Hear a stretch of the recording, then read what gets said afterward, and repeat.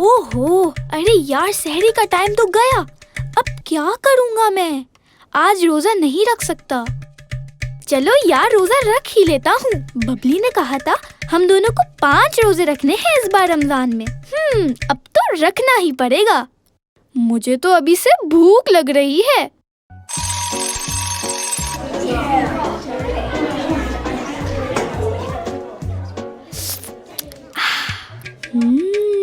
समोसे।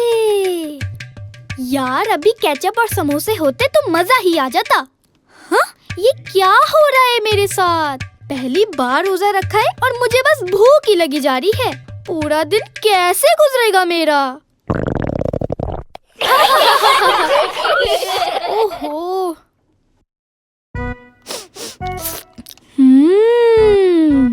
ये किस चीज की खुशबू है? मेरे तो मुंह में पानी आ रहा है। अरे वाह, गर्मा गर्म समोसे। एक मैं भी ले लेता हूँ। ओहो, मेरे पास तो पैसे ही नहीं है। कब टाइम होगा इफ्तार का? अभी तो बहुत देर है शाम होने में। घर जाके देखता हूँ, अम्मी ने शायद इफ्तार के लिए समोसे बनाए होंगे। समोसे! अरे वाह, क्या बात है टिम्मू, क्या आइडिया है।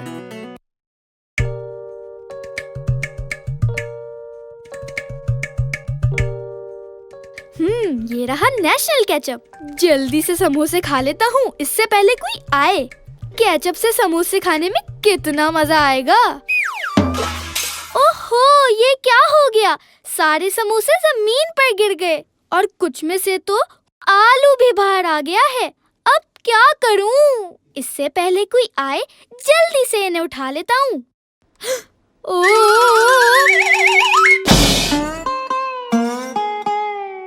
नहीं, अम्मी तो अब मुझे छोड़ेंगी ही नहीं।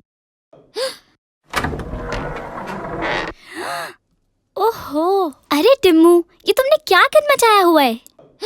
ओह शुक्र बबली सिर्फ तुम हो। मैं तो समझा था कि अम्मी है और अब मैं तो पक्का गया।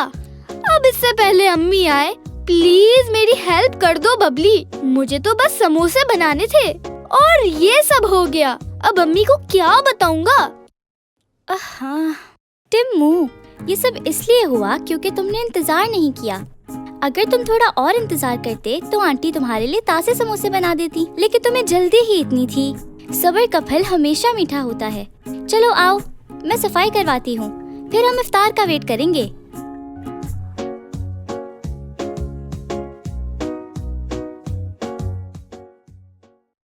अल्लाहु अकबर, अल्लाहु अकबर।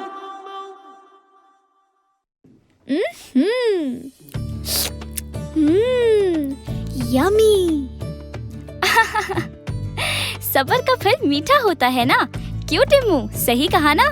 बबली, मगर मेरा समोसा तो मीठा नहीं है। अरे भोले टिम्मू, ये एक मुहावरा है। हाँ हाँ मुझे पता है, मैं कोई बेवकूफ थोड़ी हूँ। बच्चों, थोड़ा सब्र रखो तो जिंदगी कितनी मजेदार हो जाती है। हम सबको इस बात का ख्याल रखना चाहिए कि जल्दबाजी में चीजें खराब हो सकती हैं। सब्र का फल हमेशा मीठा होता है, तो क्यों ना सब्र किया जाए। आज का रोजा तो अच्छा गुजर गया। अब देखते हैं टिम्मू का दूसरा रोजा कैसा गुजरता है। कल कौन सी नई शरारत करेगा टिम्मू और इस शरारत से उसको क्या सबक मिलेगा।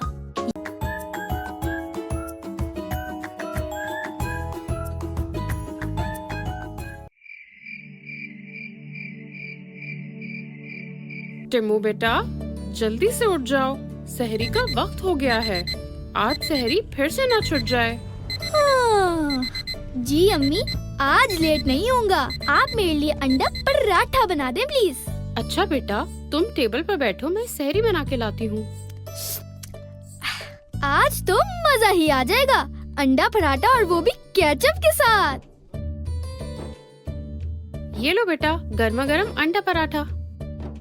अल्हम्दुलिल्लाह, आज की सहरी बिल्कुल परफेक्ट थी। मजा ही आ गया।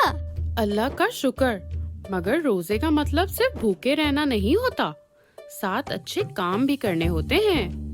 अल्लाह उन लोगों से खुश होता है जो नेक काम करते हैं और दूसरों के काम आते हैं।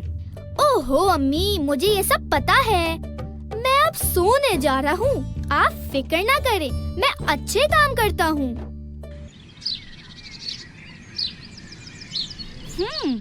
अगर तुम हमेशा की तरह चीटिंग ना करो तो मैं ही जीतूंगी।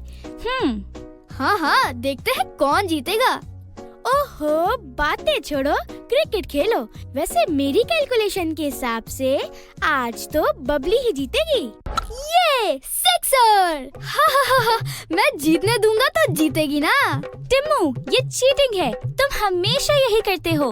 मैं नहीं खेलूंगी अब। टिम्मू, विकेट वापस रखो, ये गलत है। तुम हमेशा रन लेते हुए विकेट उठा के भागने लगते हो। अच्छा ना, अब नहीं करूँगा। अरे बबली, नाराज नहीं हो।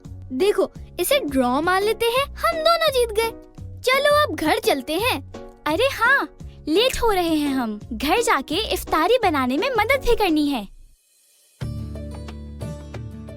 बस थोड़ी ही देर में सायरन बजने वाला है। मुझसे तो सब्र ही नहीं हो रहा। आज तो मैं नगेट्स खाऊंगा। कब से इंतजार कर रहा था मैं बबली। हाँ टिम्मू, मुझे पता है तुम सुबह से नगेट्स के ख्वाब देख रहे हो ना।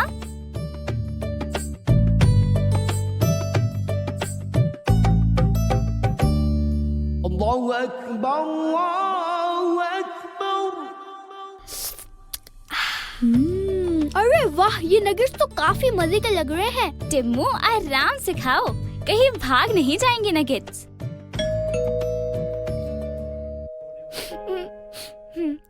ओह, अंदर आ जाओ, बाहर बहुत सर्दी है।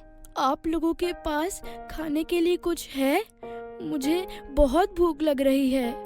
अरे तुम परेशान ना हो, हम सब साथ इफ्तार करते हैं। बबली, ये बच्चा कौन है? आंटी, ये दरवाजे पे मुझे मिला था। इसके पास रोजा खोलने के लिए कुछ नहीं है, इसलिए मैं इसे अंदर ले आई। ओहो, कोई बात नहीं बेटा, आ जाओ, हम नगेट्स खाते हैं। हाँ टिम्मू, तुमने सारे नगेट्स खा भी लिए? हाँ, मुझे बहुत भूख लग रही थी। अल्लाह का शुक्र, मगर रोजे का मतलब सिर्फ भूखे रहना नहीं होता, साथ अच्छे काम भी करने होते हैं। अल्लाह उन लोगों से खुश होता है जो नेक काम करते हैं और दूसरों के काम आते हैं। तुम रो क्यों रहे हो? मैं तो मजाक कर रहा था। ये देखो, इतने सारे नगेट्स। मैं तुम्हारे लिए केचप भी डाल देता हूँ प्लेट में। टिम्मू, तुमने नगेट्स क्यों छुपाए थे? सॉरी, मुझे बहुत भूख लग रही थी और मुझे लगा कि अगर मैं नगेट्स शेयर करूँगा तो खत्म हो जाएंगे। कोई बात नहीं बेटा, चलो हम सब साथ मिलकर नगेट्स खाते हैं। ये लो बेटा, तुम भी रोजा खोलो। बबली, इसे जूस दो बेटा। और ये लो, मेरी जैकेट पहन लो, बाहर सर्दी हो रही है। शुक्रिया, शुक्रिया भाई।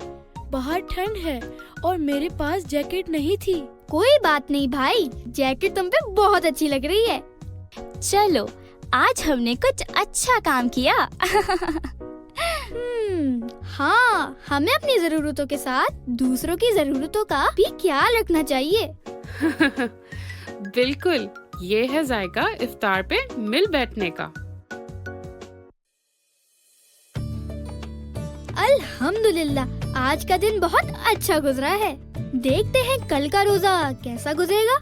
बस मेरी आंख वक्त पे खुल जाए और रोजे के दौरान कोई गड़बड़ ना हो।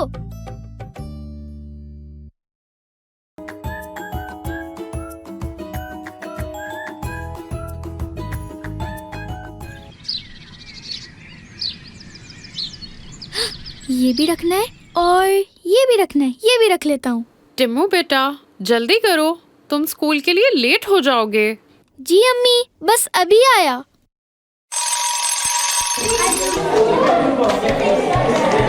कौन सा दरवाजा था? ये वाला। और ये रही मेरी क्लास। ओके बच्चों, सबको समझ आ गया है ना? अरे, आज फिर लेट हो गए हो बेटा टिम्मू। वो मेरी आंख देर से खुली थी। कल से जल्दी उठने की कोशिश करना। ओके एवरीवन, आज का क्विज थोड़ा मुश्किल है। सब अपना काम ध्यान और ईमानदारी से करना। Surprise test? अब मैं क्या करूँगा? मुझे तो कुछ याद भी नहीं आ रहा। दुनिया में कितने बड़े आजम हैं? 5 या 4? नहीं, शायद 3। ओहो, मैं क्या करूं? सब इतनी अच्छी तरह क्विज कर रहे हैं, मुझे कुछ क्यों नहीं आ रहा? ओके बच्चों, सबको समझ आ गया है ना? मैं क्या लिखूं इसमें? मैं कुछ नहीं लिख सकता। मुझे किसी भी सवाल का जवाब नहीं आ रहा। मैं क्या करूं? आइडिया, मैं खाली नाम लिख के पेपर वापस कर देता हूँ। मिस, ये ले मेरा पेपर।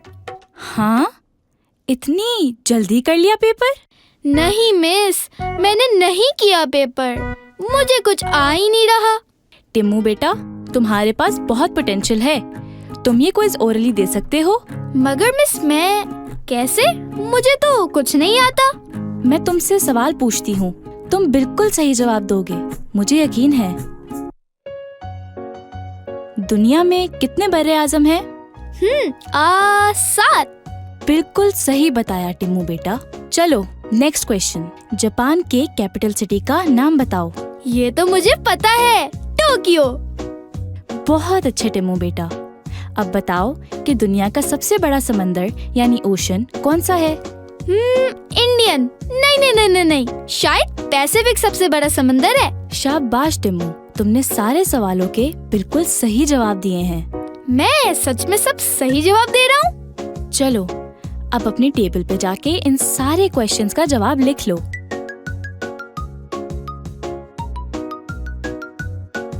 टिम्मू बेटा, तुम्हें अपने ऊपर भरोसा रखना चाहिए।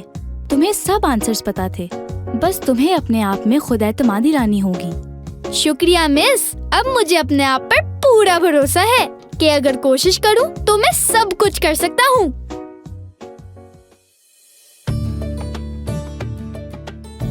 I have a good news. अरे वाह, शाबाश बेटा, तुमने बहुत अच्छा किया। ये लो, तुम्हारे लिए स्पेशल डायनासोर नगेट्स हैं। आज की इफ्तार बहुत खास है। शुक्रिया अम्मी, ये सबसे बेस्ट इफ्तार है मेरा। Allahu Akbar, Allahu Akbar. मजेदार, यमी। आहा, अब मुझे अपने ऊपर पूरा भरोसा है। मैं हर मुश्किल को सॉल्व कर सकता हूँ। आज टिम्मू ने एक और नया सबक सीखा। अपने ऊपर भरोसा हो तो इंसान हर मुश्किल को हल कर सकता है। टिम्मू भी दिन ब दिन समझदार होता जा रहा है।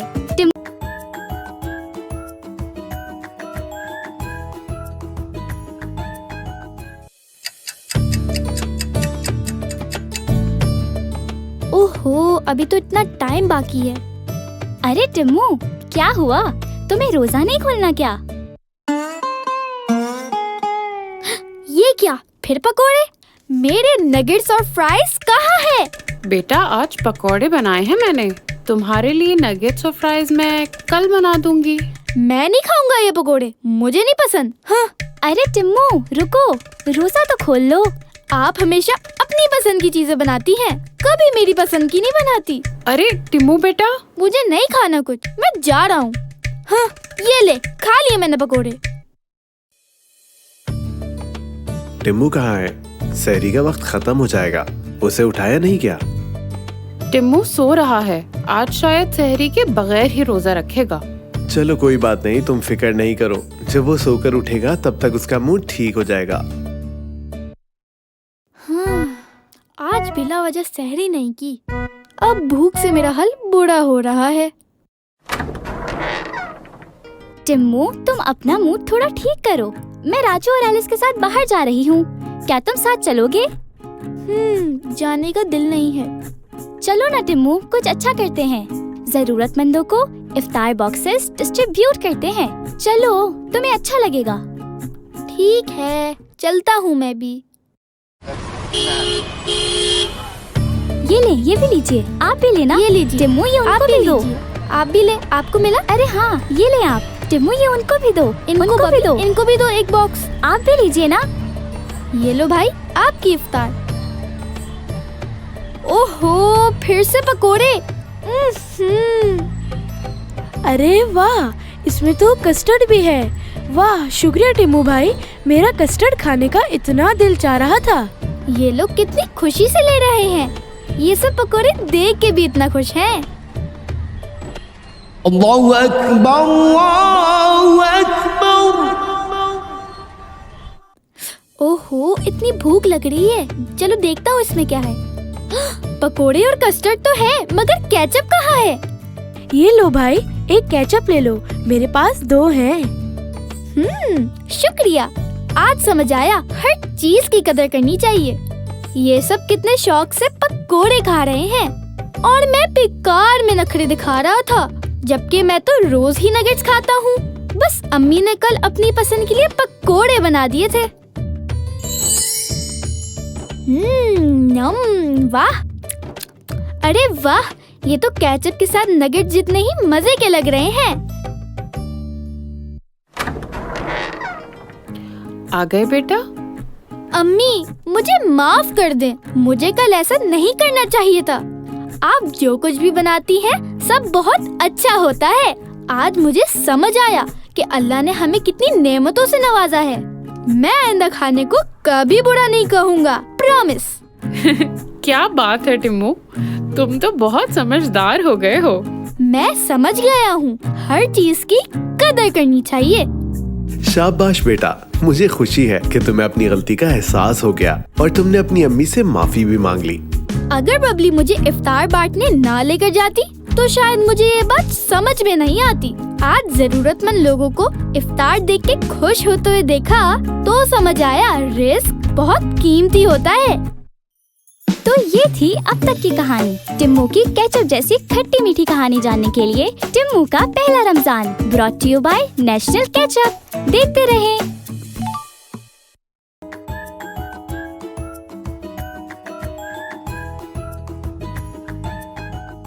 टिम्मू बेटा, चलो जाने का वक्त हो गया है।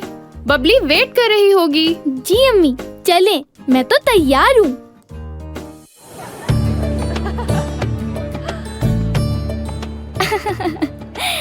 अरे आ जाओ टिम्मू, मैं तुम्हारा ही वेट कर रही थी। ये देखो मेरा नया गेम, अच्छा है ना? अरे वाह बबली, ये तो कितना जबरदस्त है। हाँ वाकई। ऐसा करो, तुम इससे खेलो, मैं जरा आती हूँ। ठीक है बबली, तुम जाओ।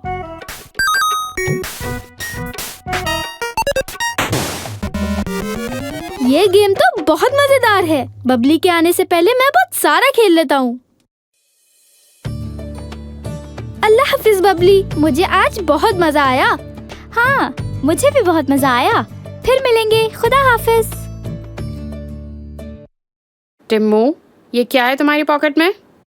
अरे ये तो बबली का गेम है। ओहो, ये तो मैं गलती से ले आया। चलो इसे वापस करके आते हैं। मगर अम्मी, अभी तो रात हो रही है। आराम से कल सुबह कर लेंगे। मुझे तो ये बहुत अच्छा लग रहा है। ऐसे मैं इससे कुछ देर और खेल भी पाऊंगा। प्लीज अम्मी, आज रात मुझे इससे खेलने दे। टिम्मू, ये बहुत गलत बात है। बबली परेशान हो रही होगी और वैसे भी ये तुम्हारा नहीं है। हमें अभी ही वापस करना होगा। सॉरी अम्मी, मुझे बहुत अच्छा लग रहा था इसलिए मैंने ऐसे कहा। चलो हम अभी बबली को वापस करके आते हैं।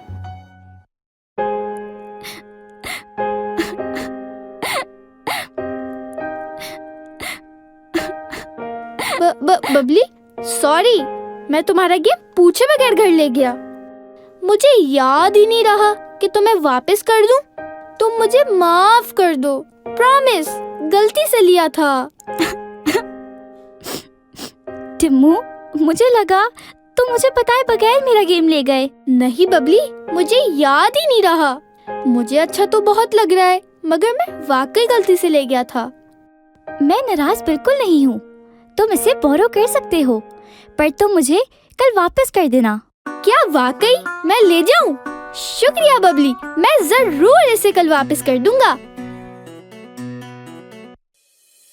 शाबाश मेरे बेटे, तुमने अच्छा किया कि अपनी गलती मान ली और बबली को उसका गेम वापस कर दिया। देखो बबली कितनी अच्छी बच्ची है, उसने तुम्हें अपना नया गेम रखने की इजाजत भी दे दी। टिम्मू, तुम्हारे लिए एक सरप्राइज है हमारे पास। सरप्राइज? वाओ, मेरे लिए? जी हाँ, कल हम घर पर तुम्हारी रोजा खुशाई कर रहे हैं। क्या वाकई में आप दोनों मेरी रोजा खुशाई करेंगे? जी बिल्कुल। वूहू! बबली, तुमने सुना? कल मेरी रोजा खुशाई है। हाँ, मैंने सुना। बहुत मुबारक हो टिम्मू। बबली बेटा, तुम्हें भी आना है कल।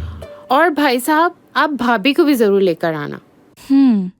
हम कल जरूर आएंगे और टिम्मू के लिए एक स्पेशल गिफ्ट भी लाएंगे। अम्मी अब्बू, थैंक यू। आप लोगों ने मुझे इतना अच्छा सरप्राइज दिया। बेटा, आज तुमने अपनी गलती मानी और उसे सुधारने की भी कोशिश की। तुम बहुत प्यारे बच्चे हो।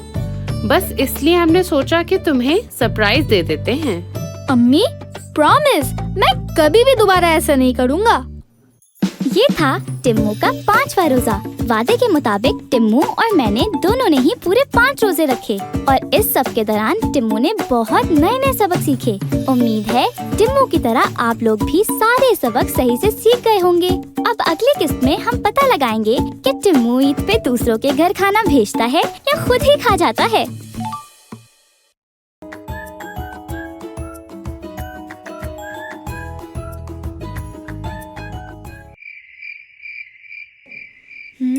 कितना मजा आएगा।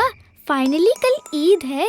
मजे मजे के खाने खाऊंगा, नए कपड़े पहनूंगा और ईदी भी तो मिलेगी।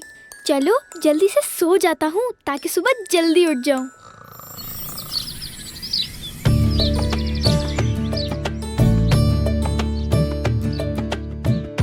टिम्मू, टिम्मू, टिम्मू तुम कहाँ हो? बबली, तुम आ गई? मैं कब से वेट कर रहा था। ईद मुबारक टिम्मू। हाँ, बस अभी अभी आई हूँ। आज तो मैं बहुत सारी ईदी जमा करूँगा। कितना मजा आएगा। टिम्मू, बबली, बेटा ये लो तुम दोनों की ईदी। शुक्रिया आंटी। थैंक यू अम्मी, यू आर द बेस्ट। चलो बबली, बाहर चलते हैं। हाँ, चलो सबसे ईद मिलकर आते हैं।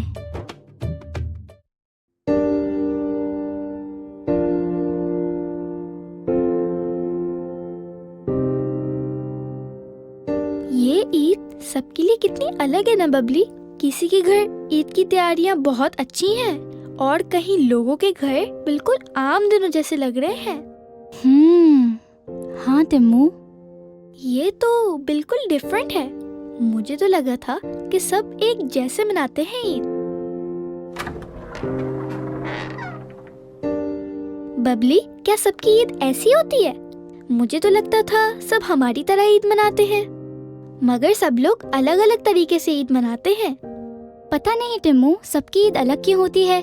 मुझे लगता है शायद सबके हालात एक जैसे नहीं होते। हर कोई अच्छी ईद अफोर्ड नहीं कर सकता। बेटा, हर किसी की जिंदगी इतनी आसान नहीं होती। उसमें कई मुश्किलात होती हैं। कुछ लोग बहुत अच्छी तरह ईद मनाते हैं और कुछ लोग ज्यादा कुछ नहीं कर पाते।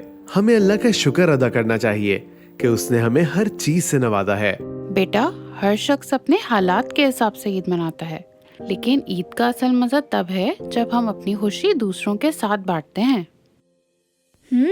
समझ गया। हम सबकी ईद अलग होती है, पर असली मजा दूसरों के साथ मिल बांट के मनाने में है।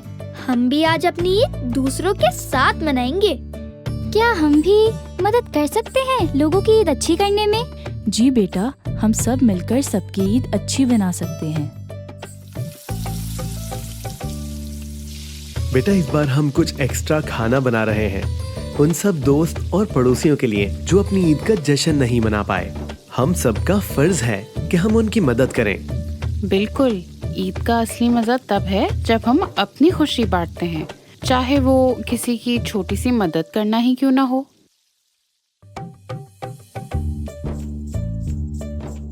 अस्सलाम वालेकुम अंकल, ईद मुबारक।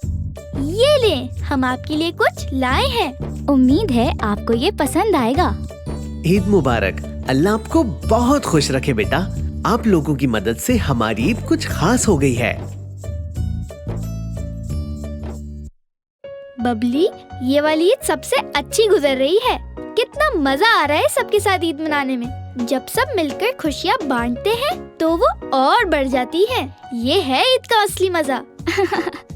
हाँ, सही बोल रहे हो टिम्मू। अब से हम हर ईद ऐसे ही मनाएंगे। जब हमने आज आपके साथ ईद मनाई तो हमें ये एहसास हुआ कि ईद सिर्फ खाना खाने का नाम नहीं, बल्कि ईद अपने दुख सुख बांटने का नाम है। अम्मी अब्बू, आज मुझे बहुत अच्छा लगा। ईद सिर्फ अपने घर वालों के साथ ही नहीं, बल्कि सबके साथ मनानी चाहिए।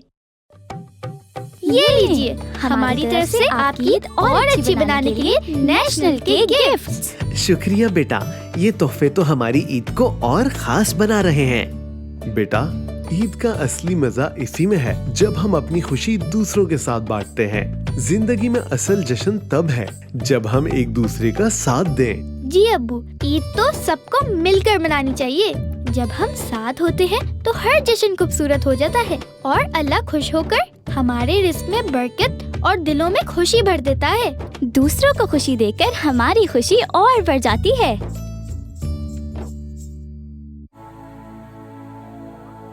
अल्लाह का शुक्र है कि हमें इस काबिल बनाया कि हम दूसरों की खुशी की वजह बन सके। तो दोस्तों, ये थी मेरी और मेरे कजन टिम्मू की छोटी सी कहानी, जिसमें टिम्मू और मैंने बहुत सी अच्छी बातें सीखी। जैसे सब्र का फल हमेशा मीठा होता है, अपनी चीजें दूसरों के साथ बांटना, हमेशा अपने ऊपर एतमाद रखना, अल्लाह की दी हुई नेमतों से खुश रहना और उसमें से दूसरों की मदद करना, और सबसे अहम तरीन सबक ये कि अपनी गलती मानने और माफी मांगने से कभी ना हिचकिचाना। उम्मीद है कि टिम्मू और मेरे साथ आप लोगों ने भी इस रमजान बहुत सी अच्छी बातें सीखी होंगी।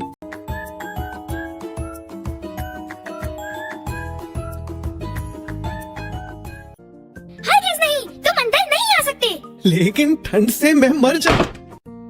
बहुत अरसा पहले चिराग जंगल की लंबी लंबी घास में एक टिड्डा और कुछ चींटियां रहती थीं। सर्दियों की तैयारी में दिन भर चींटियां खाना और गर्माहट का सामान जमा करती थीं। हर सुबह दूर दूर से गेहूं के दाने और लकड़ियां अपने सर पर रख के लाती थीं।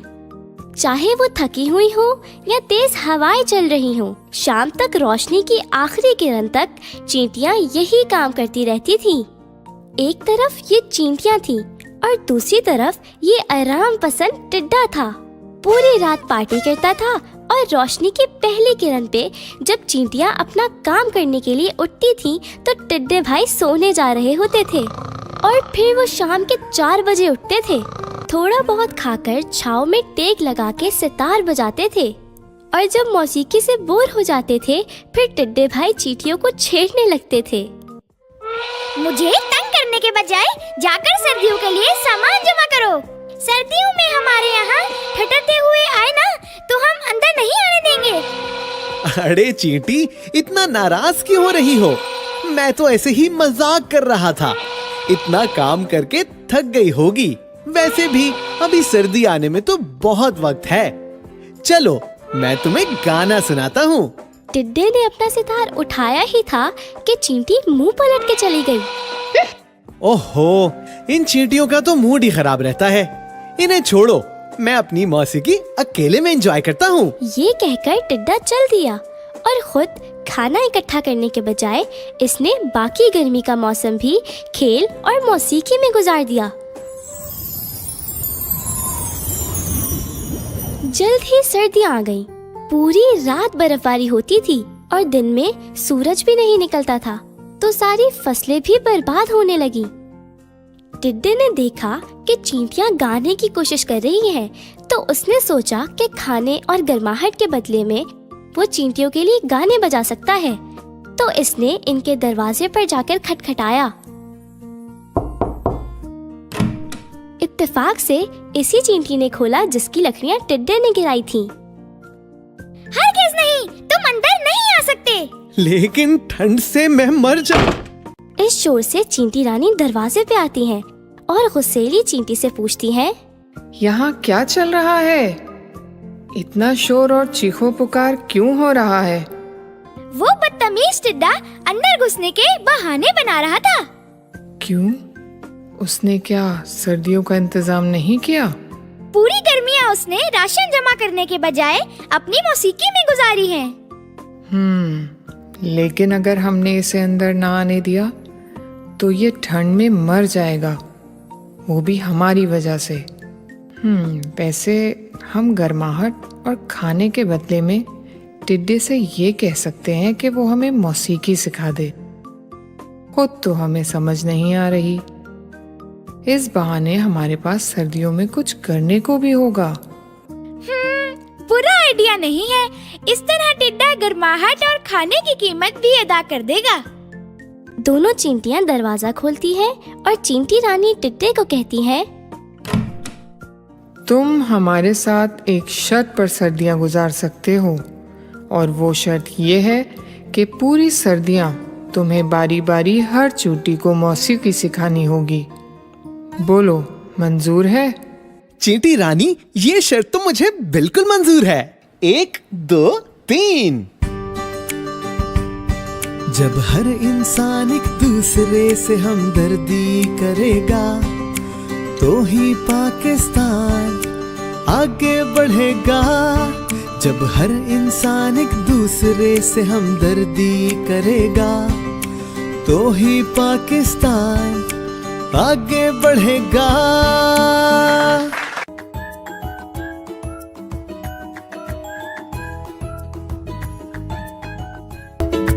बच्चों, मैं एक डॉक्टर हूँ। मैं दिन रात बीमार लोगों का इलाज करता हूँ ताकि दोस्तों वो आपकी तरह दोबारा से एनर्जेटिक हो जाएं। आप में से कौन डॉक्टर बनना चाहता है?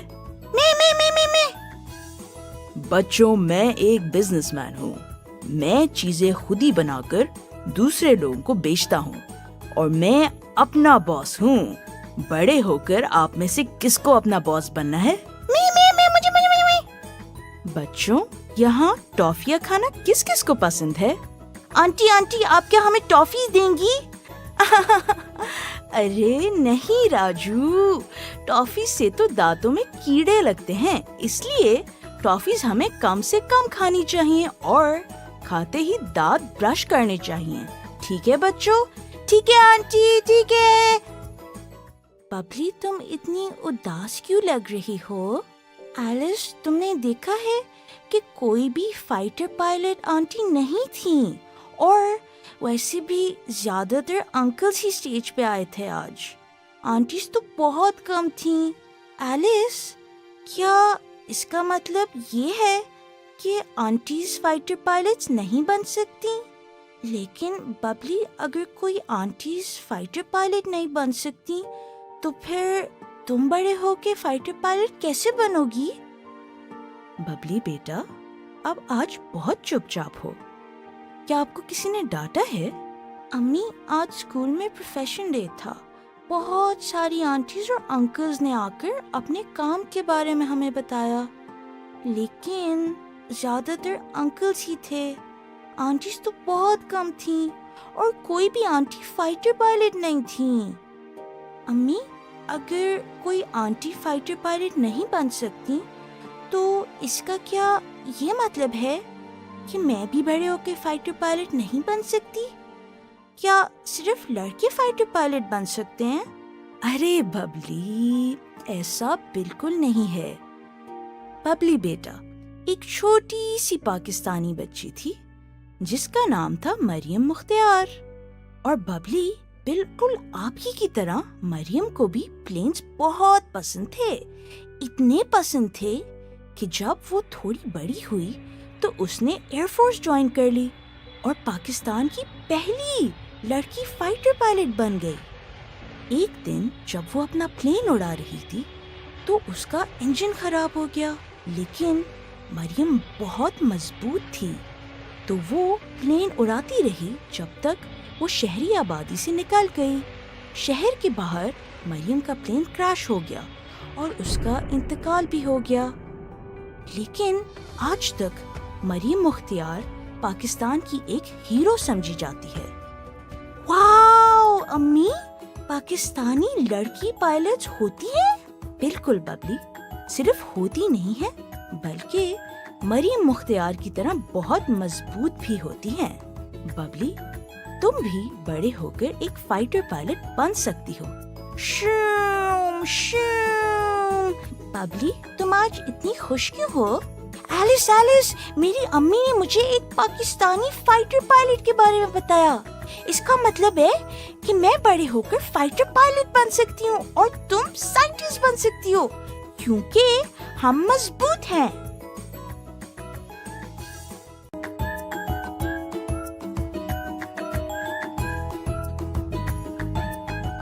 दोस्त, आज मैं आपको एक कहानी सुनाने वाली हूँ। कहानी सुनेंगे ना? बहुत मजे की कहानी है। कहानी राजू की है। राजू 5 बरस का है। राजू कराची में अपने अम्मी, अब्बू और छोटे भाई छोटू के साथ रहता है। दोस्त, पता है आपको, राजू अपने मोहल्ले में बहुत मशहूर था। मशहूर मतलब सब उसे जानते थे। उसे बातें करने का बहुत शौक था और जो भी राजू से एक बार मिलता वो उसका फौरन दोस्त बन जाता था। है ना मजे की बात दोस्त? नवंबर का महीना शुरू होते ही राजू की खुशी बढ़ती जा रही थी, क्योंकि नवंबर के महीने में राजू की सालगिरह थी। बर्थडे में केक तो कटता ही था और तोहफे भी मिलते हैं, लेकिन राजू ने सोचा कि इस दफा कुछ मुख्तलिफ करे। दूसरों से तोहफे लेने के बजाय राजू उन्हें तोहफे दे। कितनी अजीब और मजे की बात है ना दोस्त? राजू ने एक फहरिस्त यानी लिस्ट बनाई और उन चीजों का नाम लिखा जो लोगों को बांटकर उन्हें खुश कर सकता था। राजू फहरिस्त लेकर अपने अम्मी और अब्बू के पास गया और उन्हें अपने आइडिया सुनाए। शाबाश बेटा, ये तो तुमने बहुत अच्छा सोचा है। मुझे ये सुनकर बहुत खुशी हो रही है बेटा। राजू के छोटे भाई ने भी राजू का आइडिया सुना और बहुत खुश हुआ। छोटे भाई को जो मजीद शरारत करने का मौका मिल गया था। भैया, मैं भी आपके साथ चलूंगा, हम खूब मजा करेंगे। ठीक है छोटू, तुम मेरे साथ चलना, मगर याद रखना इस बार कोई शरारत नहीं होगी। ठीक है भैया, मैं पक्का वादा करता हूँ कि मैं कोई शरारत नहीं करूँगा। दोस्त, आप सोच रहे होंगे फिर क्या हुआ, है ना? यही सोच रहे हैं ना? मैं अभी बताती हूँ। कहानी में अभी बहुत सस्पेंस है। जी दोस्त, इस लिस्ट के मुताबिक पहला काम बीजी जो अकेली रहती थी उनके साथ नाश्ता करना था। जी हाँ।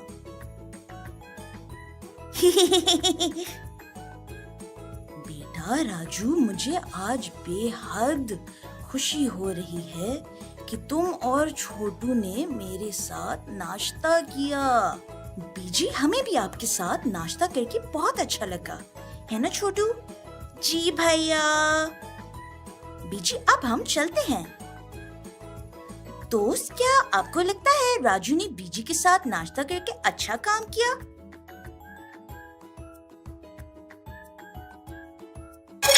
शाबाश दोस्त, राजू ने बीजी के साथ वक्त गुजार के अच्छा काम किया। बुरे लोगों को अच्छा लगता है जब उनके साथ कोई वक्त गुजारता है। मैं भी आज राजू की तरह अपने दादा दादी और नाना नानी के साथ वक्त गुजारूंगी। किसी बुजुर्ग या नहीं एल्डरली की मदद करना।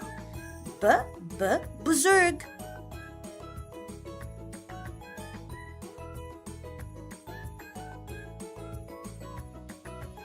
अंकल, हाय, मैं बड़ा थक गया हूँ। क्या आप मेरा भी बैग पकड़ सकते हैं? अरे छोटू, ये तुम क्या कर रहे हो? तुम देख नहीं रहे कि अंकल के पास कितने थैले हैं?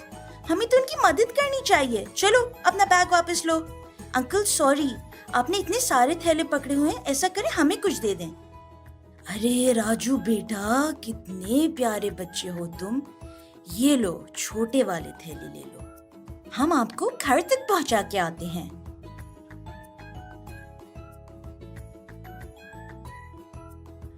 तुम दोनों का शुक्रिया बेटा। दोस्त, क्या आपको लगता है कि राजू ने अंकल की मदद करके अच्छा काम किया?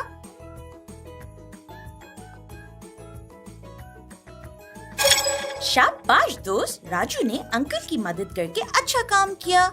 हमें हमेशा दूसरों की मदद करनी चाहिए और परेशानी के वक्त उनके काम आना चाहिए।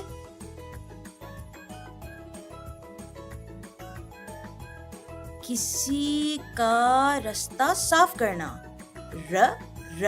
रास्ता।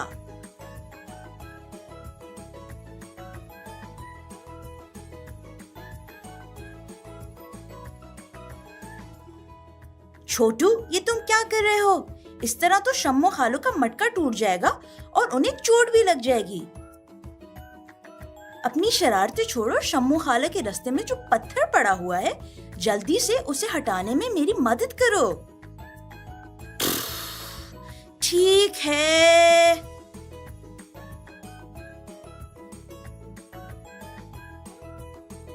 शम्मो खाला रुके, आपके रास्ते में बहुत बड़ा पत्थर पड़ा हुआ है। ओह राजू, तुमने तो मुझे बचा लिया। हाय, वरना मुझे चोट तो लगती और मेरा मटका भी टूट जाता। शम्मो खाला, हम पत्थर को आपके रास्ते से हटाने की कोशिश कर रहे थे, लेकिन इतना भारी है, यानी कि हेवी, कि हिल ही नहीं रहा। ओहो राजू, चलो एक साथ मिलकर उसे उठाते हैं।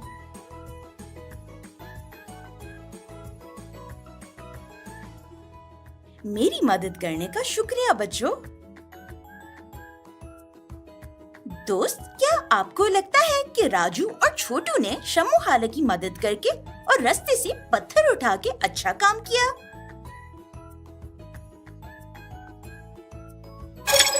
शाबाश दोस्त, दोनों भाइयों ने शम्मो खाला के रास्ते से पत्थर उठाकर बहुत अच्छा काम किया।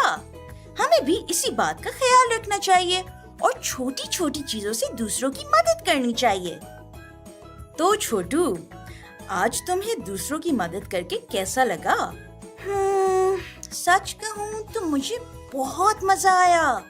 मेरा आइडिया तो सबको तंग करने का था, लेकिन अब मुझे लग रहा है कि दूसरों की मदद करने में ज्यादा मजा आता है। हमने आज कितने लोगों को खुश किया। दोस्त, हमने आज की कहानी से क्या सीखा? बिल्कुल ठीक दोस्त, हमने सीखा कि हमें हमेशा लोगों की मदद करनी चाहिए।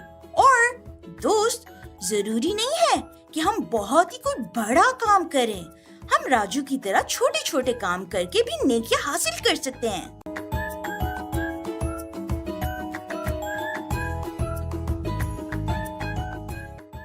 आओ दोस्तों, मेरे साथ मिलकर खेलो। अगर हम साथ सीखेंगे तो सब कुछ ढूंढ लेंगे। ये बहुत पहले की बात है। एक चिराग जंगल में सारे जानवर मिलजुल कर और आजाद रहते थे। फिर एक दिन इस जंगल में कहीं से एक बूढ़ा शेर आया और उसने कहा, मैं इस जंगल का बादशाह हूँ और मेरा जब दिल चाहेगा मैं किसी भी जानवर को खा जाऊंगा। सारे जानवरों ने शेर के डर से अपने घरों से निकलना छोड़ दिया। सब जानवरों ने शेर का हल ढूंढने के लिए चाय खाने पे एक मीटिंग रखी। फिर वो सब साथ जाकर शेर से मिले और शेर को तशद्दुद कम करने का एक हल दिया। शेर बादशाह, हमने चिराग जंगल में तशद्दुद कम करने के लिए एक हल सोचा है। मैं क्यों कम तशद्दुद करूं? मैं इस जंगल का बादशाह हूँ। क्योंकि शेर बादशाह, आप बूढ़े हो रहे हैं। कब तक आप हमारे पीछे भागते रहेंगे?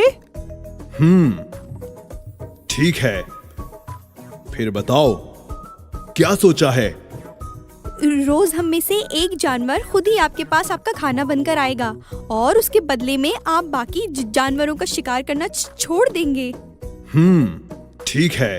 दोस्तों, हर रोज बहादुरी से एक एक करके जानवर शेर का खाना बनकर जाने लगे। फिर एक दिन खरगोश की बारी आई।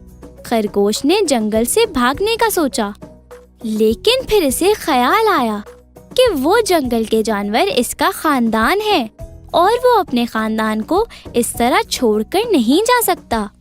फिर इसने एक चाल सोची।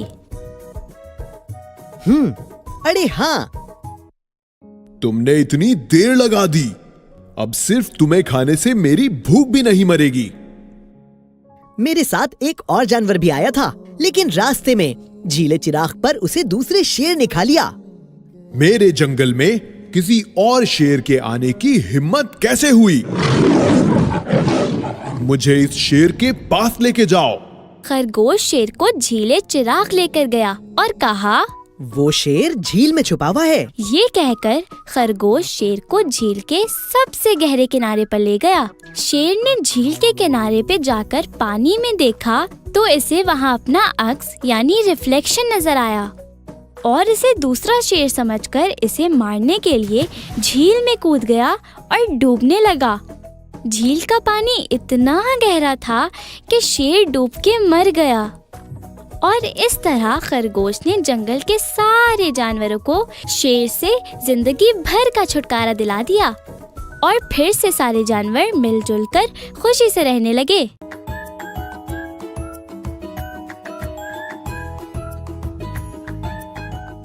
दोस्त, ये है कराची शहर का सबसे अच्छा स्कूल, जहाँ पढ़ता है हमजा और उसकी दोस्त फातिमा। ये दोनों दूसरी जमात के तलबा हैं, यानी सेकंड ग्रेड के स्टूडेंट्स, और दोनों बहुत पक्के दोस्त हैं, यानी बेस्ट फ्रेंड्स। फातिमा बहुत ही मेहनती लड़की है। वो अपना स्कूल का काम हमेशा वक्त पे खत्म करती है और घर जाकर भी दिल लगाकर इम्तिहान की तैयारी करती है। जबकि हमजा एक बहुत ही शरारती बच्चा है और वो स्कूल से आने के बाद सारा दिन अपने लाउंज में बैठकर कार्टून्स देखता है। हमजा की अम्मी इससे बहुत ही परेशान है क्योंकि वो इसको बार बार पढ़ने का कहती है, लेकिन वो उनकी बात बिल्कुल नहीं सुनता। एक दिन फातिमा ने अपना पेंसिल बॉक्स स्कूल में खोला और हमजा देखकर बड़ा हैरान हुआ। फातिमा, फातिमा, तुमने क्या नया पेंसिल बॉक्स लिया है? हाँ हमजा, मेरे अब्बू और अम्मी ने मुझे क्लास में अच्छे नंबर लाने का तोहफा दिया है। ये देखो हमजा, मेरे पास नए इरेजर्स हैं, नई कलर पेंसिल्स हैं और नए शार्पनर्स भी हैं। वाह फातिमा, ये कितनी प्यारी चीजें हैं। हमजा फातिमा की नई चीजें देखकर बहुत हसद कर रहा था, यानी जेलस फील कर रहा था। उसका दिल चाह रहा था कि वो फातिमा की चीजों को लेकर उनको खुद ही इस्तेमाल करे। दोस्त, क्या आपको लगता है कि हमें दूसरों की चीजों को देखकर हसद करना चाहिए? हसद यानी जेलसी। बिल्कुल ठीक दोस्त, हसद यानी जेलसी तो बुरी चीज है। हमें दूसरों की चीजें देखकर खुश होना चाहिए और मेहनत करनी चाहिए ताकि हम खुद वो चीजें हासिल कर पाएं। उर्दू के सबक के बाद फातिमा अपनी जगह से उठकर उस्तानी जी यानी टीचर के पास गई। हमजा ने जब ये देखा कि फातिमा की नई कलर पेंसिल्स डेस्क पर पड़ी हुई हैं, तो उसने अपने आसपास देखा और फिर जल्दी से 2 कलर पेंसिल्स उठाकर अपने बैग में रख ली। दोस्त, क्या आपको लगता है कि हमें दूसरों की चीजें उनसे बगैर पूछे अपने पास रख लेनी चाहिए? बिल्कुल नहीं दोस्त, किसी से पूछे बगैर उनकी चीज अपने पास रखने को चोरी कहते हैं और चोरी करना तो बुरी बात है। फातिमा जब शाम को अपना होमवर्क करने बैठी तो उसने देखा कि उसकी येलो यानी पीली और पिंक यानी गुलाबी कलर पेंसिल्स उसके पेंसिल बॉक्स में नहीं थी। वो एकदम उदास हो गई और अपने बैग को टटोलने यानी सर्च करने लगी। फातिमा ने काफी देर तक कलर पेंसिल्स को ढूंढा और फिर उसने हार मान ली। वो उदास हुई कि उसे अम्मी अब्बू ने कल ही तोहफा दिया था और आज उसने घुमा भी दिया, और सोचने लगी कि अगर उन्हें पता चला तो आइंदा वो कभी तोहफा नहीं देंगे और वो कितने नाराज होंगे। अगले दिन फातिमा जब स्कूल गई तो वो बहुत उदास फील कर रही थी।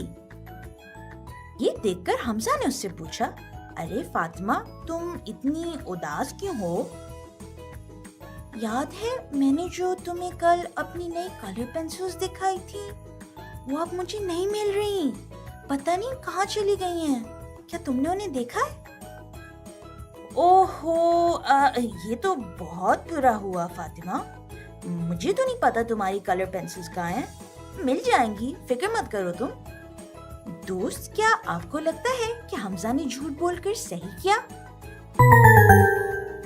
बिल्कुल नहीं दोस्त, झूठ बोलना और चोरी करना एक गंदी आदत है और झूठ बोलने से हम दूसरों को दुख देते हैं। इसलिए हमें कोशिश करनी चाहिए कि हम हमेशा सच बोलें।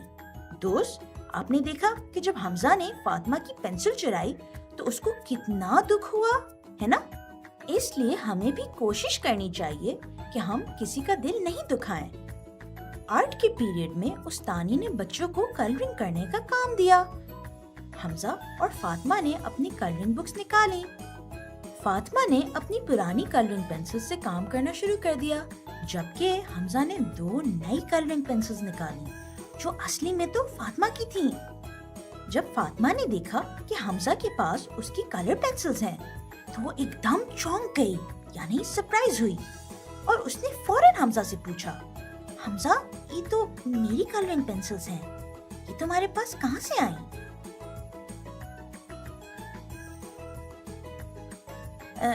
नहीं फातिमा, ये तो मेरी कलरिंग पेंसिल्स हैं। मेरे अम्मी अब्बू ने मुझे कल ही खरीद के दी हैं। नहीं, तुम झूठ बोल रहे हो, ये मेरी कलरिंग पेंसिल्स हैं।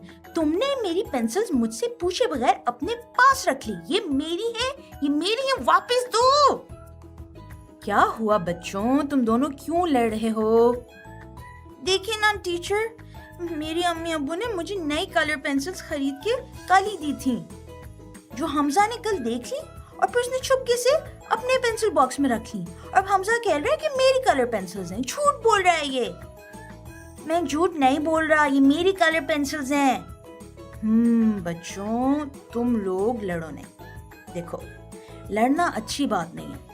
अच्छा चलो हमजा, तुम मुझे बताओ, अगर मैं तुम्हारी अम्मी से अभी फोन करके पूछूं कि कलर पेंसिल्स उन्होंने तुम्हें कल दिलाई थी, तो वो क्या बोलेंगी?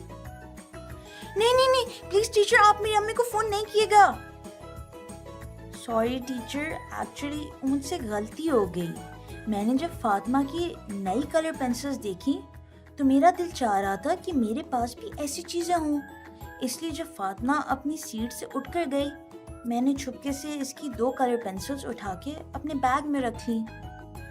सॉरी फातिमा, ये लो तुम्हारी कलर पेंसिल्स हैं। आई एम सॉरी, मैं जेलस हो गया था। कोई बात नहीं है हमजा, अगर तुम मुझसे पूछते तो मैं तुम्हें पेंसिल्स इस्तेमाल करने देती। मुझे खुशी हुई हमजा कि तुमने अपनी गलती को कबूल कर लिया। अगर तुम्हें भी फातिमा जैसी चीजें चाहिए तो तुम भी मेहनत करो, ताकि तुम्हारे अम्मी अब्बू भी तुम्हें तोहफे दें। और याद रखना हमजा बेटा, किसी से उनकी चीज बगैर पूछे लेना चोरी होती है, और चोरी करना एक अच्छी बात नहीं है। हमें दूसरों की चीजें इस्तेमाल करने से पहले हमेशा उनसे इजाजत लेनी चाहिए। मैं आइंदा ऐसी गलती नहीं करूंगा और आज से मैं भी खूब मेहनत करूंगा। आ हमजा, हम साथ मिलकर मेरी नई कलर पेंसिल से कलरिंग करते हैं। दोस्त, क्या आपको लगता है कि फातिमा ने हमजा के साथ अपनी कलर पेंसिल शेयर करके सही किया, ये जानते हुए कि हमजा ने उसकी पेंसिल चुराई थी? बिल्कुल ठीक दोस्त, फातिमा ने हमजा के साथ अपनी कलर पेंसिल शेयर करके बिल्कुल ठीक किया। चीजें बांटना यानी कि शेयर करना एक अच्छी आदत है। अगर हम दूसरों के साथ अपनी चीजें शेयर करेंगे तो दूसरे भी हमारे साथ अपनी चीजें शेयर करेंगे। फातिमा ने अपने दोस्त हमजा को उसकी गलती पर माफ करके एक अच्छी चीज की।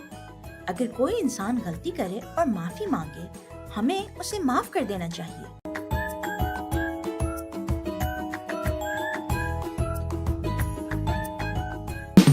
आओ दोस्त चलो मेरे साथ मिलकर खेलो, अगर हम साथ सीखेंगे तो हर मसला हल कर लेंगे।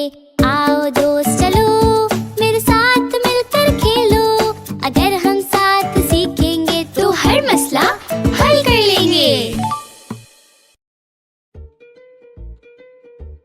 चिराग जंगल में एक बहुत तेज खरगोश रहता था, जो बस पूरा दिन इधर से उधर जूम करके भागता रहता था। और खरगोश को अपने भागने की स्पीड पर बहुत ही घमंड था। उसको हर वक्त अपनी तेज होने की तारीफें सुनना बहुत पसंद था। मैं इस जंगल का सबसे तेज जानवर हूँ। कोई है जो मुझसे मुकाबला करे रेस में? ये बात तो है कि वो पूरे जंगल में सबसे तेज भागता था, लेकिन सारे जानवर इसके घमंड की वजह से इसे थोड़ा नापसंद करते थे। दोस्त, कभी कभार तो वो बाकी जानवरों का खाना भी लेकर भाग जाता था और जब तक जानवर इसको पकड़ पाते थे तब तक वो इनका खाना खा भी चुका होता था। खरगोश ने अपनी हरकतों से पूरे जंगल को परेशान कर रखा था, तो सब जानवरों ने खरगोश की हरकतों का हल ढूंढने के लिए चाय खाने पे एक मीटिंग रखी। मैं खरगोश की हरकतों से तंग आ गई हूँ। आए दिन मेरा खाना छीन के भाग जाता है। मैं तो कहती हूँ इसे डंडे मार मार के हम चिराग जंगल से निकाल दें। अरे अरे हिरनी बहन, तशद्दुद करने की कोई जरूरत नहीं है। हमें बस खरगोश को सबक सिखाने की जरूरत है ताकि वो सुधर जाए। हाँ, लेकिन सबक तो इसे सिर्फ वो ही सिखा सकता है जो इसे रेस में हरा पाए। लेकिन इससे तेज तो मैं और हिरनी भी नहीं भाग सकते। कौन हराएगा खरगोश को? मैं हराऊंगा। सब जानवर पागलों की तरह लोटपोट होकर हंसने लगे। कछुए भैया, बुरा मत मानना, लेकिन आपको यहाँ से अपने घर पहुँचने में तो पूरा दिन लगता है। आप क्या खरगोश को फरारी में बैठ के हराएंगे? अरे नहीं, हवाई जहाज में हराएंगे। अरे नहीं, मैं खरगोश की सोच को बहुत अच्छी तरह से जानता हूँ। मेरे ऊपर भरोसा करें, मैं इसे इंशाल्लाह पक्का हरा दूंगा। अच्छा भाई, फिर ये करते हैं कि कल सुबह ही चाय खाने से दरियाए चिराग तक आप और खरगोश रेस लगाएंगे और कुछ नहीं तो हम सारे जानवरों को और कह के लगाने का मौका भी मिल जाएगा। डन है जी। भालू खरगोश का दरवाजा खटखटाकर इसे रेस की इत्तिला देने गए। खरगोश भी सुनकर लोटपोट हुआ। अगली सुबह सब जानवर चाय खाने पे मिले और खरगोश और कछुए की रेस देखने के लिए तैयार हो गए। चलो इस रेस को जल्दी से खत्म करते हैं, मुझे जाकर नाश्ता भी करना है। रेस स्टार्ट हुई और हमेशा की तरह खरगोश आगे निकल गया। दूसरी तरफ कछुआ आराम आराम से चल रहा था। खरगोश के पेट में जोर की गुड़गुड़ हुई। इसने मुड़ के देखा और कछुए का दूर दूर तक नामो निशान नहीं था। तो खरगोश ने सोचा कि इसका घर पास में ही है, तो क्यों ना जल्दी से घर जाकर नाश्ता ही कर ले। अभी 5 मिनट में नाश्ता करके आता हूँ। खरगोश भैया को खाते ही थोड़ी गुनूदगी हुई और इसने सोचा कि अलार्म लगा के 5 मिनट लेट जाए। बिस्तर में लेटते ही खरगोश की आंख लग गई।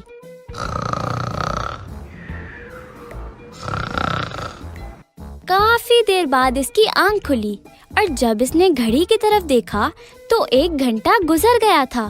खरगोश चौंक कर बिस्तर से उछला और घर से निकल के दरिया चिराग की तरफ भागने लगा।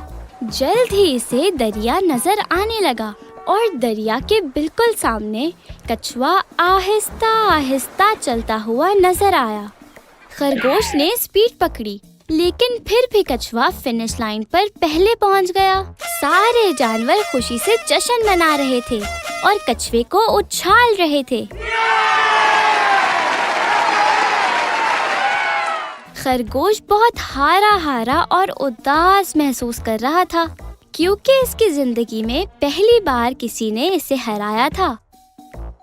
मैं रेस सिर्फ इसलिए जीत पाया हूँ क्योंकि मेरी हल्की स्पीड की वजह से तुम्हें अपनी स्पीड पे इतना गुरूर हो गया था कि तुम रेस के दौरान नाश्ता करने चले गए। अब तुम्हें समझ आई कि गुरूर क्यों नहीं करना चाहिए। आज जाकर समझ आया कि बाकी जानवर कैसा महसूस करते होंगे जब मैं इनकी चीजें लेकर भाग जाता था। मैं आइंदा अपनी किसी भी सलाहियत पर गुरूर नहीं करूँगा। मुझे माफ कर दे कछुए भैया। सिर्फ एक शर्त पे। बताइए बताइए कछुए भैया। मेरा घर बहुत दूर है, मुझे प्लीज उठाकर ले जाओ। दोनों खूब हंसे और खरगोश ने कछुए को उठाकर अपने कंधों पर बिठाया और वो हंसते हंसते कछुए के घर की तरफ निकल गए।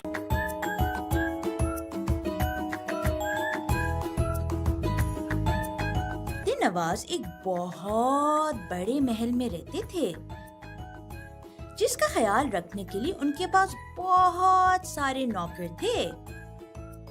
शहजादा कोई भी काम खुद नहीं करते थे, बल्कि हर काम के लिए अपने किसी दरबारी यानी कोर्टियर को पुकारते थे।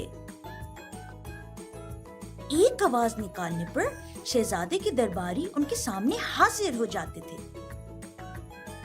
महल का हर शख्स शहजादे से बहुत डरता था, लेकिन शहजादे किसी की भी इज्जत नहीं करते थे। दोस्त, क्या आपको लगता है कि शहजादा नवाज अपने दरबारियों पर चीजें फेंककर और चीखकर ठीक कर रहे हैं? बिल्कुल नहीं दोस्त, हमें कभी भी किसी से बदतमीजी से बात नहीं करनी चाहिए और ना ही उन पे चीजें फेंकनी चाहिए। शहजादा नवाज अपने दरबारियों के साथ बहुत बुरे तरीके से बात करते थे, जिससे दरबारियों को तकलीफ होती थी। और दोस्त, आपको तो पता है कि हमें किसी को भी तकलीफ नहीं पहुंचानी चाहिए। शहजादा नवाज एक बहुत ही घमंडी यानी एरोगेंट इंसान थे। घमंडी। घमंड से मुराद है अपनी चीजों पर इतराना और दूसरों को अपने से कम समझना। शहजादा नवाज को सिर्फ अपने मालो दौलत से प्यार था।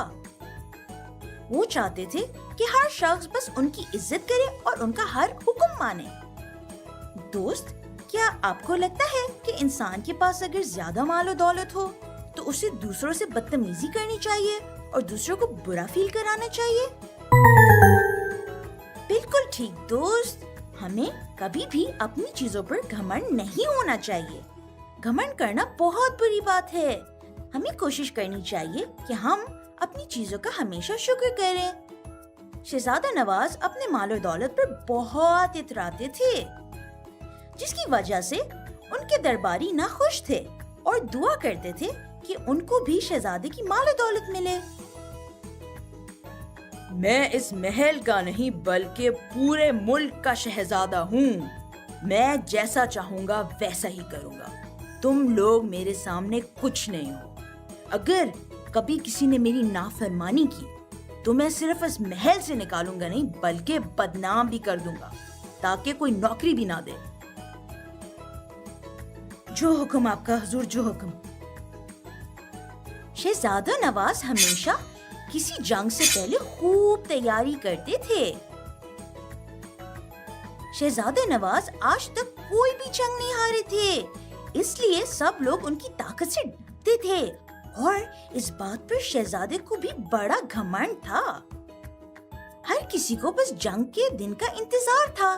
शहजादा नवाज इस जंग की तैयारी कई महीनों से कर रहे थे और उनको पूरा यकीन था कि वो इस बार भी जंग आसानी से जीत जाएंगे। आखिरकार जंग का दिन आ गया। शहजादा नवाज ने जीतने की पूरी कोशिश की, लेकिन वो इस बार हार गए। शहजादा नवाज पहली बार जंग हारे थे और उन्हें खुद भी यकीन नहीं आ रहा था कि वो किस तरह हार गए। ना ही इनके पास महल रहा, ना ही बड़ी बड़ी गाड़ियां, ना ही नौकर चाकर और ना ही दौलत। जो लोग शहजादा नवाज की इज्जत करते थे, अब वो लोग शहजादे का मजाक उड़ाते थे और उनकी हालत पर हंसते थे। शहजादे नवाज की जिंदगी एकदम उलट हो गई। ना ही कोई उनकी इज्जत करता था और ना ही कोई उनका ख्याल रखता था। शहजादा नवाज के इर्द गिर्द जितने भी लोग थे, उनको इज्जत यानी रिस्पेक्ट मिल रही थी। चाहे वो लोग जितने भी गरीब थे, दूसरे लोग उनकी इज्जत करते थे। शहजादा नवाज को बहुत देर में इस बात का एहसास हुआ कि इज्जत लेने के लिए इज्जत देनी पड़ती है। शहजादा नवाज को ये बात समझ आ गई कि ये सब उनके साथ इसीलिए हो रहा था क्योंकि उन्होंने भी लोगों के साथ बुरा किया था। अगर वो भी दूसरों की इज्जत करते तो आज जब वो गरीब हो गए थे, लोग उनकी भी इज्जत करते। इससे शहजादा को समझ आ गया कि जैसा करोगे वैसा भरोगे। दोस्त, हमने आज की कहानी से क्या सीखा? बिल्कुल ठीक दोस्त, हमने सीखा कि हमें हर किसी की इज्जत करनी चाहिए, चाहे वो छोटा हो या बड़ा हो, अमीर हो या गरीब हो, काला हो या गोरा हो। हर इंसान बराबर होता है हमें सबके साथ अच्छा सलूक यानी ट्रीटमेंट करना चाहिए।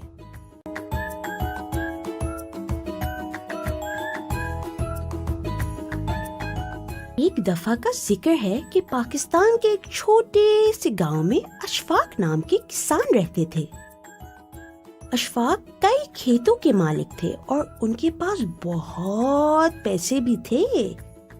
अशफाक के मोहल्ले में और भी लोग रहते थे जो अशफाक से दोस्ती तो करना चाहते थे, लेकिन उनसे बात नहीं कर पाते थे क्योंकि सबको लगता था कि अशफाक हमेशा बहुत गुस्से में रहते हैं। अशफाक हर सुबह सवेरे उठकर अपने खेत जाते थे और अपनी फसलों यानी अपने क्रॉप्स को पानी देते थे। अशफाक की हर दिन एक ही रूटीन होती थी। वो सारा दिन अपनी फसलों का ख्याल रखते थे और फिर शाम को वापस घर आकर सो जाते थे। दिन भर ना वो अपने मोहल्ले वालों से मिलते थे और ना किसी और से।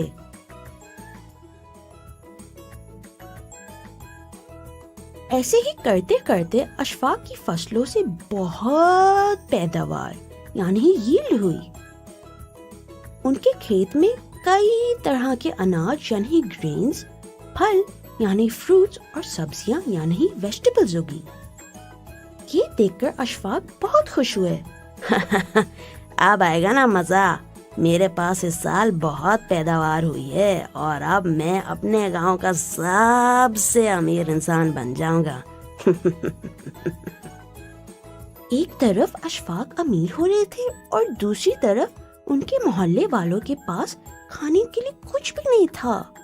उनके पास ना ही ज्यादा अनाज उगे और ना ही फल और ना ही सब्जियां।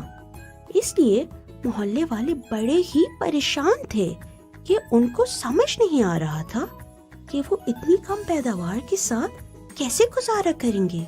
जब मोहल्ले वालों को पता चला कि अशफाक के खेतों यानी फील्ड्स में बहुत अच्छी पैदावार हुई है, तो उन्होंने सोचा कि वो अशफाक से मदद मांगे। अस्सलाम वालेकुम अशफाक भाई, क्या हाल है आपके? वालेकुम अस्सलाम। हाँ भाई, किस काम से मेरे घर आना हुआ? अरे क्या बताएं अशफाक भैया, बड़ी ही परेशानी में है हम सब।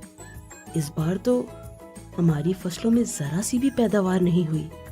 हमें पता चला है कि आपके पास काफी फालतू यानी एक्स्ट्रा अनाज, फल और सब्जियां हैं, तो अगर हमें भी कुछ दे दें तो हमारा मुश्किल वक्त आपकी वजह से आसान हो जाएगा अशफाक भैया। हैं? क्या बोल रहे हो भैया? मैं अपनी फालतू पैदावार तुम लोगों के साथ बांटूं? हरगिज़ नहीं, ये मेरी पैदावार है, मेरी मेहनत का नतीजा है या नहीं, रिजल्ट है मेरी मेहनत का। किसी को बांटू वाटू का नहीं।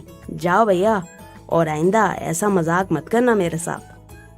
ये सुन के मोहल्ले वालों को बहुत अफसोस हुआ और वो बिना कुछ कहे वहाँ से चले गए। दोस्त, क्या आपको लगता है कि अशफाक ने मोहल्ले वालों के साथ सही किया? बिल्कुल ठीक दोस्त, अशफाक को ऐसे बात नहीं करनी चाहिए थी और अपनी फसल मोहल्ले वालों के साथ बांटनी चाहिए थी, क्योंकि अपनी चीजें दूसरों के साथ बांटना यानी शेयर करना एक अच्छी आदत है। अशफाक की बातों का मोहल्ले वालों पर बुरा असर हुआ और वो बहुत दुखी हुए। अशफाक बचे हुए फल और सब्जियों को मोहल्ले वालों में बांटने के बजाय फ्रिज में रख देते थे और वो हमेशा जरूरत से ज्यादा खाना बनाते थे, जिसमें से बचा हुआ खाना वो फेंक देते थे। दोस्त, क्या आपको लगता है कि अशफाक को इस तरह खाना जाया करना चाहिए? बिल्कुल नहीं दोस्त, अशफाक को ऐसे बिल्कुल नहीं करना चाहिए। खाना जाया करना बहुत बुरी बात होती है। हमें हमेशा उतना ही खाना बनाना और प्लेट पे निकालना चाहिए जितने की हमें जरूरत हो। दिन गुजरते गए और अशफाक का घमंड यानी एरोगेंस बढ़ता गया और दूसरी तरफ उसके मोहल्ले वाले तंगी में अपनी जिंदगी गुजारते रहे। मोहल्ले वालों ने ये फैसला कर लिया था कि वो अब मेहनत करेंगे और अपनी फसलों का खास ख्याल रखेंगे ताकि उनके खेत की पैदावार भी अच्छी हो। कुछ महीने बाद गांव में एक जोरदार तूफान आया, जिसकी वजह से अशफाक के खेत को तो बहुत नुकसान हुआ और उसकी फसलें तबाह हो गईं। जबकि मोहल्ले वालों ने मिलकर तूफान से बचने का बंदोबस्त पहले से ही किया हुआ था। इस वजह से उनके खेत बच गए और उनको कोई नुकसान नहीं पहुंचा। अपने खेत की हालत देखकर अशफाक बहुत अफसरदा हो गए। पिछली पैदावार अशफाक ने इतनी ज़ाया की थी कि वो अब खत्म हो गई थी। अशफाक ने सोचा कि ये अपने मोहल्ले वालों के पास जाकर उनकी मदद मांगे। अस्सलाम वालेकुम भाइयों और बहनों, कैसे हैं आप सब? वो दरअसल तूफान ने मेरी खेत को बहुत ही नुकसान पहुंचाया है, जिसकी वजह से मेरी इस बार कोई पैदावार नहीं हुई है। मेरे पास कुछ खाने के लिए नहीं बचा। क्या आप लोग मेरी मदद कर सकते हैं? अशफाक भाई, भूल गए आप क्या? कुछ अरसे पहले हम भी आपके पास आए थे मदद मांगने और आपने हमारी मदद नहीं की, तो अब हम आपकी मदद क्यों करें? मुझसे गलती हो गई, मुझे ऐसा नहीं करना चाहिए था भैया। मुझे आप लोगों के साथ बांटना चाहिए था। बिल्कुल तुमने हमारी मदद नहीं की तो हम भी तुम्हारी मदद नहीं करेंगे। जाओ यहाँ से। मुझे लगता है हमें अशफाक की मदद करनी चाहिए। अगर हमने भी उनकी मदद नहीं की तो हम उनसे किस तरह मुख्तलिफ हैं? हमें और उनमें क्या फ़र्क है? ज़रूरी तो नहीं है ना कि हमारे साथ जो कोई बुरा सलूक करे तो हम भी उनके साथ वैसा ही करें। अशफाक भैया, रुक जाओ। तुम परेशान मत हो, हम सब मिलकर अपनी पैदावार से थोड़ा थोड़ा तुम्हें दे देंगे ताकि तुम्हारे पास खाने के लिए तो कुछ हो ना। सच्ची मैं तुम लोगों का बहुत शुक्रगुजार हूँ। दोस्तों, आपने ये मेहरबानी यानी काइंडनेस करके मुझे अपनी गलती का एहसास दिला दिया है। मैं अपनी हरकत से बहुत शर्मिंदा हूँ और मुझे समझ आ गया है कि बुरा वक्त किसी पर भी आ सकता है, किसी भी वक्त। मैं वादा करता हूँ कि मैं कभी भी लालच नहीं करूँगा और दूसरों की मदद हमेशा करूँगा। ये हुई ना बात अशफाक भैया। अब रात का खाना आप हमारे घर ही खाइएगा। दोस्त, क्या आपको लगता है कि मोहल्ले वालों ने अशफाक के साथ सही किया? बिल्कुल ठीक दोस्त, मोहल्ले वालों ने अशफाक के साथ बिल्कुल ठीक किया। मदद करना एक अच्छी बात है। अगर हम दूसरों की मदद नहीं करेंगे तो हमारी भी कोई मदद नहीं करेगा। और दोस्त, आपने देखा कि मदद करने से अशफाक की मुश्किल भी आसान हो गई और मोहल्ले वालों को भी खुशी हुई।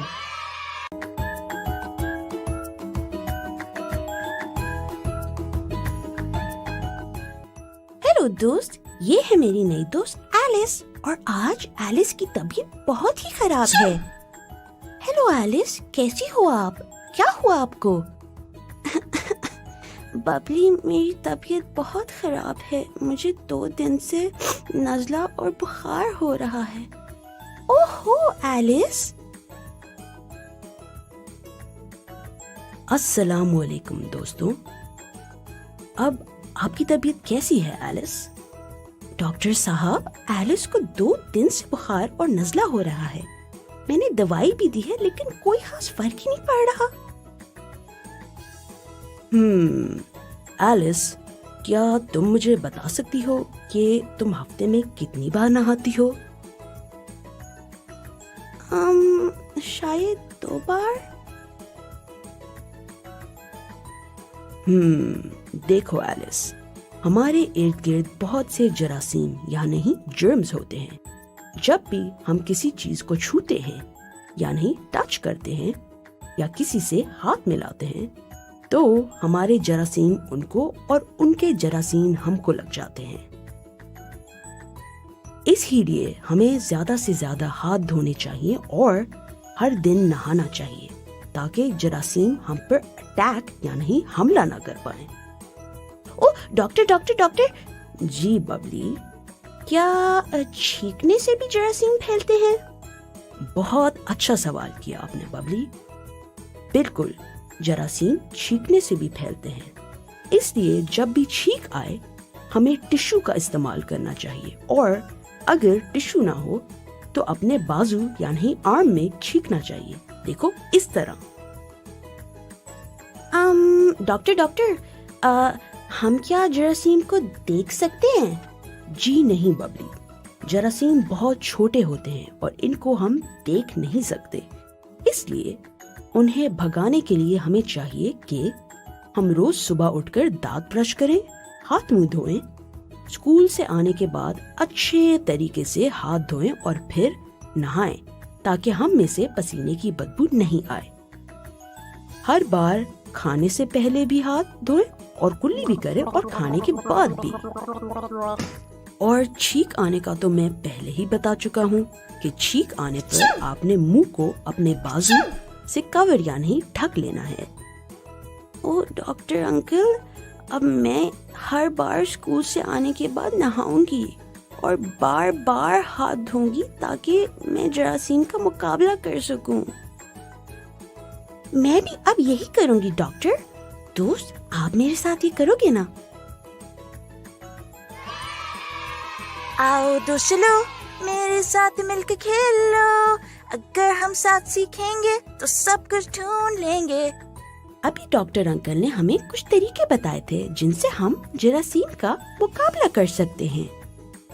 मैं उन तरीकों को बारी बारी कहूंगी और दोस्त, आपने मेरे साथ मिलकर उनका इशारा यानी एक्शन करना है, ठीक है दोस्त? डॉक्टर ने हमें बताया था कि हमें ज्यादा से ज्यादा हाथ धोने चाहिए, तो आओ साथ मिलकर हाथ धोने का इशारा करते हैं। दोस्त, क्या मैं सही तरीके से हाथ धो रही हूँ?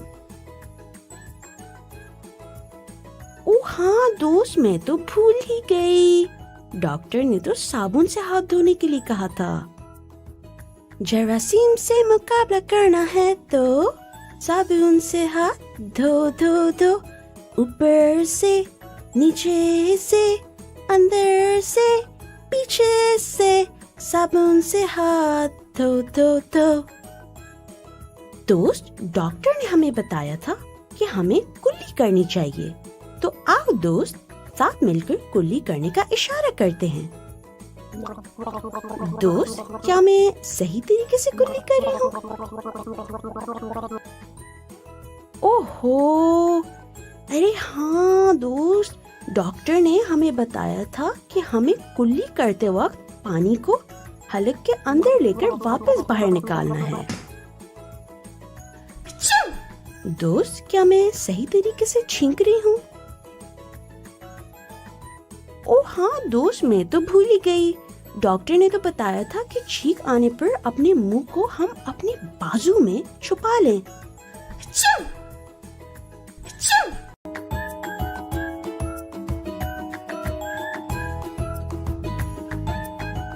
हेलो दोस्त, कैसे हैं आप? मैं आज अपने खानदान यानी फैमिली के साथ समंदर की सैर करने जा रही हूँ। दोस्त, क्या आप मेरे साथ चलोगे? यस। ये समंदर इतना गंदा क्यों है और यहाँ पर इतना कचरा क्यों है? और लोग खाकर रैपर्स रेत पर क्यों फेंक रहे हैं? यूं, दोस्त, यहाँ तो इतनी बदबू आ रही है। दादाजान, आज समंदर को देखकर मैं बहुत उदास यानी सैड हो गई हूँ। बबली बेटा, मुझे भी आज समंदर की हालत देखकर बहुत दुख हो रहा है। ये हमारे मुल्क की इतनी अहम सैरगाह है और देखो इसे हमने कितना गंदा किया हुआ है। दादाजान, आप उदास नहीं होए, मेरे पास एक आइडिया है। ऐसा करते हैं कि हम सब मिलकर इस बीच को साफ करते हैं। बबली, ये तो तुमने बहुत अच्छा आइडिया दिया। अगर हम सारे घर वाले मिलकर कचरा उठाएंगे तो समंदर जल्दी साफ हो जाएगा। चलो बाकियों को बुला कर लाते हैं।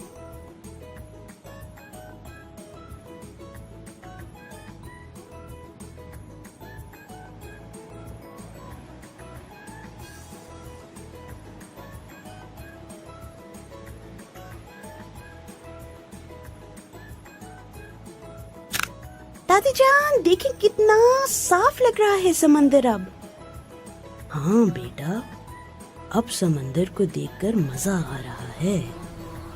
दादी जान, अगर यहाँ पर इतनी डस्टबिन्स हैं, तो लोग फिर उनको इस्तेमाल यानी यूज क्यों नहीं करते? अच्छा सवाल पूछा तुमने बबली। मैं भी कभी कभार यही सोचता हूँ, अगर हम अपने माहौल को साफ नहीं रखेंगे तो फिर कौन रखेगा? और जब माहौल गंदा होगा तो जरासीम खूब होंगे और फिर हमें तरह तरह की बीमारियां भी होंगी।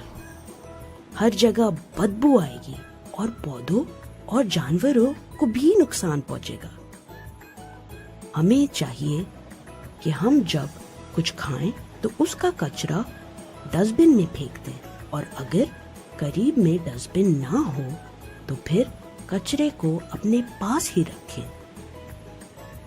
दादा जान, मैं और मेरे दोस्त मिलकर माहौल को साफ रखने के लिए और क्या कर सकते हैं?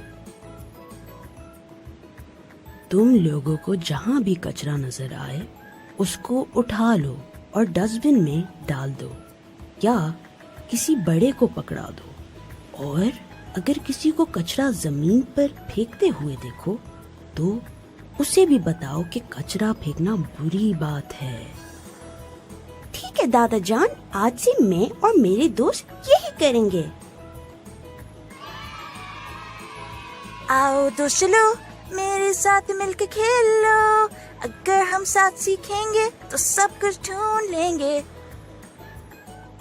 दोस्त, आप मेरे साथ इस समंदर को मिलकर साफ करोगे? यस। दोस्त, आपको इस समंदर पर जो जो कचरा नजर आ रहा है उसे डस्टबिन में डालना है। फिर चलो सफाई शुरू करते हैं। दोस्त, ये क्या है? क्या इसको हम डस्टबिन में फेंक सकते हैं? ठीक कहा दोस्त, ये तो सीशेल्स हैं, और सीशेल्स तो कचरा नहीं होते। इसको हम डस्टबिन में नहीं फेंकेंगे। दोस्त, ये क्या है? क्या इसको हम डस्टबिन में फेंक सकते हैं?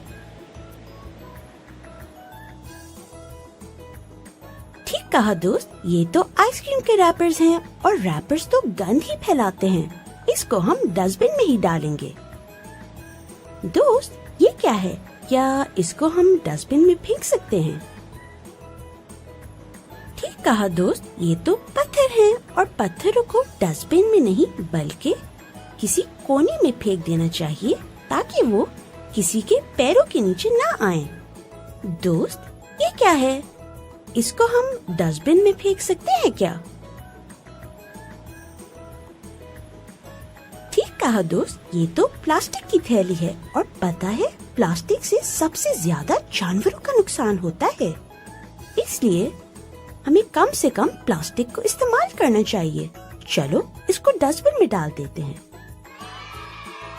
दोस्त, मुझे आज आपके साथ सीखकर बहुत मजा आया, लेकिन आज के लिए इतना ही। अब हम अगली वीडियो में मिलते हैं, और दोस्त, जाने से पहले मेरे चैनल पे सब्सक्राइब करके बेल को क्लिक करना मत भूलिएगा। मिलते हैं, खुदा हाफिज।